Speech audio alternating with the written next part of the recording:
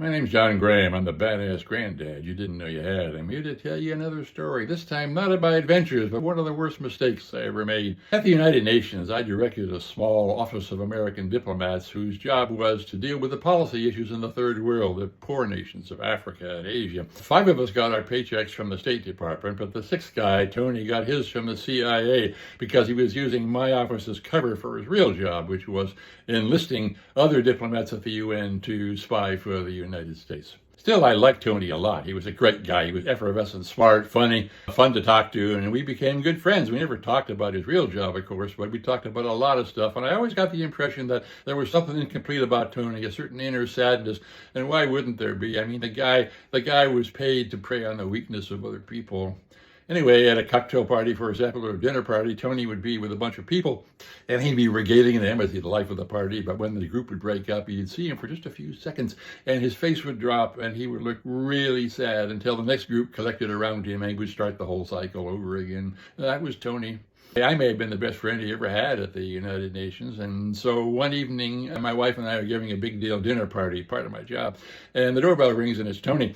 And Tony comes to me and he looks just absolutely terrible. And he says, "Hey, John, can we talk?" And I'm thinking, oh my God, I got this big deal dinner party going upstairs and I'm the host. And not only that, some of these people at this party are smart enough to already suspect that Tony works for the CIA. And if he's knocking on my door, what does that tell them about who I work for? I don't want to do that. So I say, "Hey, Tony, I'll meet you tomorrow for breakfast at the UN cafeteria. Is that okay? Just meet you tomorrow. It's 8 o'clock. And Tony says, "Yeah, I can see you got yes. Okay, tomorrow, yeah." And so he turns and goes away. At 4 o'clock, a few hours later, at 4 o'clock in the morning, the mission security officer calls me up to say that Tony's gone to a Midtown hotel with his girlfriend, and he's taken out a pistol and blown his girlfriend's brains out, then put the pistol in his own mouth and pulled the trigger.